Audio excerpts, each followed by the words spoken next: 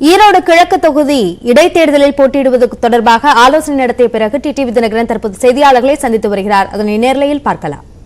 வீழ்த்தப்பட வேண்டும் என்கிறதுல நாங்கள் குறியா இருக்கோம். அதற்காக சில நகர்வுகளை செய்து கொண்டிருக்கிறோம். வருகிற 27ஆம் தேதி உங்களுக்கு நல்ல செய்தியை சொல்லுவோம்.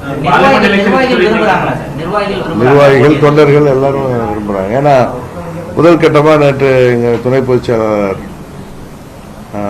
திரு சண்முகையில் அவங்க அங்கே மாவட்ட செயலாளர்கள் மற்ற நிர்வாகிகளோட கலந்து பேசிட்டு வந்திருக்காங்க. அடுத்தது மறுபடியும் இன்னும் 2 நாள் பேசிட்டு 24 ஊர்லேருந்து வந்ததுக்கப்புறம் 27 வந்து அறிவிக்கலான் இருக்கு. பார்லிமெண்ட் எலெக்ஷனை பொறுத்த வரைக்கும் நீங்க ஏற்கனவே சொல்லியிருந்தீங்க சார், பேட்டி வாயிலாக சொல்லியிருந்தீங்க. அது ஒரு ஸ்ட்ராங்கான ஒரு அலைன்ஸ் டிஎம்கே வந்து இது சொல்லியிருந்தா ஒரு ஸ்ட்ராங்கான அலைன்ஸ் வேணும்.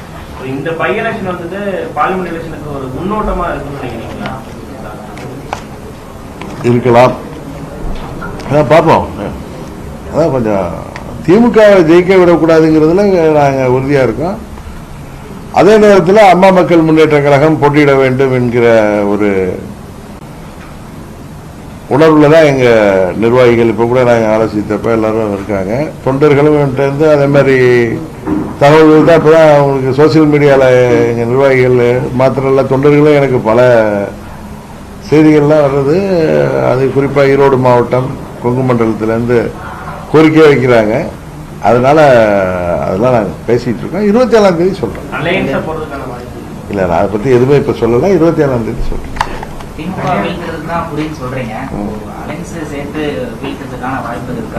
அதான் நான் சொல்றேன், திமுக வீழ்த்தணுங்கிறது தான் எங்களுடைய எண்ணம். இல்லைன்னா இன்னைக்கே நான் அறிவிச்சுட்டு போடுவேன். அதனால கொஞ்சம் 27 இன்னைக்கு நான் 26 தான் வரேன். நாளைக்கு செங்கல்பட்டில் புரட்சி தலைவர் எம்ஜிஆருடைய பிறந்தநாள் கூட்டம் இருக்கு. அதுக்கப்புறம் 25 மாணவரணி கூட்டம் புதுக்கோட்டை மாவட்டத்தில் ஆலங்குடியில் இருக்கு. இடையில திருமணங்கள் இதெல்லாம் ஏற்கனவே ப்ரீ பிளான்டு ப்ரோக்ராம் இருக்கு. ஸோ 26 நைட்டு வந்துடுவேன். 27 மறுபடியும் நான் உங்களை சந்திக்கிறேன். பை எலெக்ஷன்னால பொதுவாகவே வந்து ஆளுங்கட்சிக்கு ஃபேவரெல்லாம் போகும். ஏன்னா அவங்க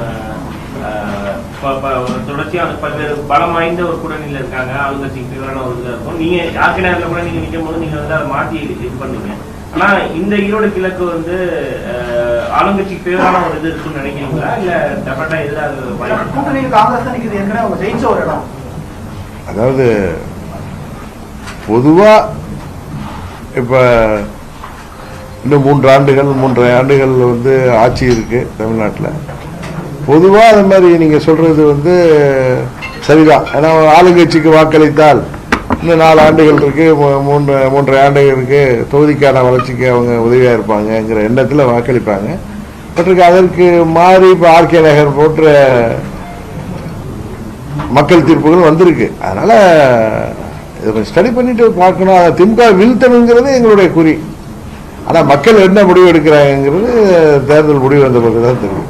அதிமுக போட்டியிடுறது முடிவு பண்ணிருக்காங்க. ஏற்கனவே பொதுச் செயலாளருடைய வழக்கு உச்சநீதிமன்றத்துல நிலுவையில் இருக்கு.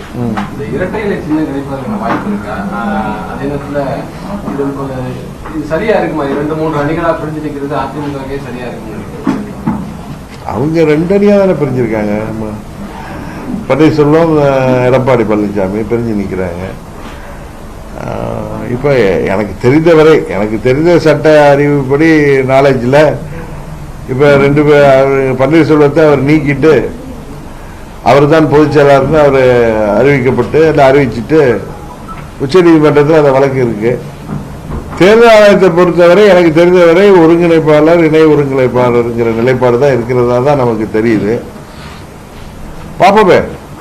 இப்ப 2 பேருக்குள்ளார சமரசம் ஏற்பட்டு ஒருங்கிணைப்பாளர் இணை ஒருங்கிணைப்பாளர் அப்படிங்கிற முறையில அவங்க போய் தேர்தல் ஆணையத்தை அணுகுனாங்கன்னா இரட்டை இலை கிடைக்க வாய்ப்பு இருக்கு. யதார்த்த நிலையை சொல்றேன். நீங்க என்ன கேள்வி கேட்டதுனால அப்படி பண்றப்ப பழனிசாமி அண்ணன் வந்து பல 100 கோடி செலவு பண்ணி பொதுக்குழு எல்லாம் நடத்தி பொதுச்செயலாளி நீதிமன்றத்தில் போய் நீங்க உச்ச நீதிமன்றத்தில் தீர்ப்பு காத்திருக்கிறது நிலைப்பாடு என்ன ஆகும்னு தெரியல. அதனால அவங்க நிற்பாங்கன்னு தமாக சொல்றதுதான் நம்ம கேள்விப்பட்டோம். அவங்க நிற்ப அந்த கட்சியிலிருந்து சொல்றாங்களா? நான் அதை தான் நியூஸ் பார்த்தேன். விரும்புறாங்க அப்படின்றாங்க. டி.கே. வாசனோட ஸ்டேட்மெண்ட்டே வந்துட்டு அதிமுக விருப்பம். நானும் அதான் பார்த்தேன். தெரியல, பாப்போமே என்ன எல்லாம் தெரிஞ்சு போயிடும். ஒரு வாரம் தானே எல்லாம், உங்களுக்கு இன்னும் ஒரு வாரம் பரபரப்பான செய்திகள் இருக்கும். அதிமுகவில் இதே நிலை தொடர்ந்தா இரட்டை சின்னம் முடக்கப்படுவதற்கான வாய்ப்பு இருக்குன்னு லாஸ்ட் முறை கூட சொல்லியிருந்தீங்க. ஆமா, இப்ப 2 பேரும் போட்டிடுறாங்க, 2 பேரும் கேண்டிடேட் போட்டாங்கன்னா ரெட்டாலை முடக்கப்பட தான் செய்யும். இந்த மாதிரி 2 பேரும் தனிச்சு போட்டு அது திமுகவுக்கு தானே சார் சாதகமா மாறும். அது நீங்க அவங்கள்ட்ட தானே பேசணும். ஒருவேளை இரட்டையிலை முடக்கப்பட்ட உண்மையான அதிமுக அப்ப அமமுக மாதிரி களத்துல இருக்குமா? அது மாதிரி சூழல் உருவாக நினைக்கிறீங்களா? அதாவது ரெட்டலை தான் அங்கே தலைமை தாங்கி இருக்கு. தலைவர் அம்மாவுடைய இடத்துல இருக்கிறது ரெட்டலை தான், வேற அந்த தனிநபரும் இல்லை. அதை வைத்துக்கொண்டு ஏற்கனவே ஆட்சி அதிகாரம் இருந்ததுனாலையும் பணபலத்தாலையும் அவர்கள் தேர்தல்களில் எதிர்கட்சி நிலைமை அடைஞ்சிருக்காங்க. கூட்டணி பலத்தால் இன்றைக்கு கூட்டணிகள்லாம் இருக்கான்னு தெரில. அது மாத்திரம் இல்லாமல் பணபலத்தை நம்பி தான் அவங்க நிற்கிறாங்க. ரெட்டலை இல்லைன்னா பழனிசாமி கம்பெனி பணபலத்தை நம்பி தான் நிற்கணும். மற்றபடி வேற ஒண்ணு இதை பத்தி. ஈரோடு கிழக்கு தொகுதி இடைத்தேர்தலில் போட்டியிடுவது குறித்த அறிவிப்பு 27ஆம் தேதி வெளியாகும் என்று டிடிவி தினகரன் தெரிவித்திருக்கிறார்.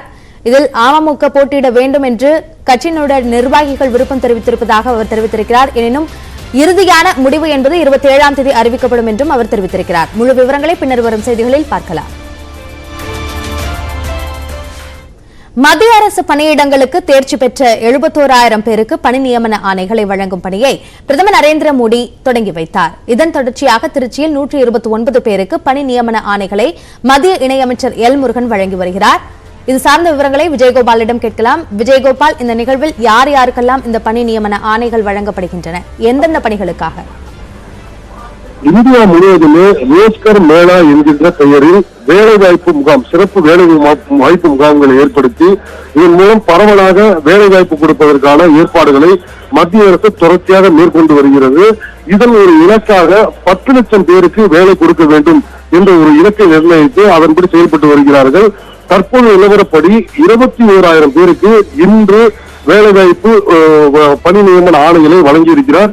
நேரடியாகவே பாரத பிரதமர் மோடி அவர்கள் ஒரு 25 நபர்களுக்கு பணி நியமன ஆணைகளை வழங்கியிருக்கிறார்கள். இவர்கள் அனைவருமே மத்திய அரசுடைய துறைகள், சுங்க வரித்துறை, வணிக வரித்துறை, ரயில்வே துறை உள்ளிட்ட பல்வேறு மத்திய துறைகளுக்கு உள்ள துறைகளில் தேர்ந்தெடுக்கப்பட்டு இவர்களுக்கு பணி நியமன ஆணைகள் வழங்கப்பட்டுள்ளன. இதன்படி இந்தியா முழுவதும் 21,000 பேருக்கு இன்று வேலை வாய்ப்புக்கான பணி நியமன ஆணைகள் வழங்கப்பட்டிருக்கிறது.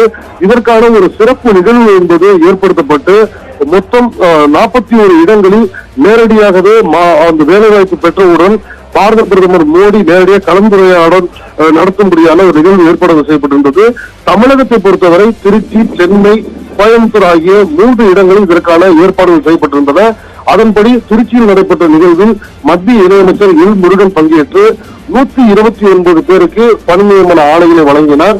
அதன் தொடர்ச்சியாக பிரதமர் மோடி காணொலி காட்சி வாயிலாக பேசிய பொழுது இந்தியா முழுவதும் புதிய சாலைகள் மூலம் இணைக்கப்பட்டுள்ளது, விவசாய விளைபொருட்கள் உடனுக்குடன் எடுத்துச் செல்வதற்கான வழிவகை செய்யப்பட்டுள்ளது.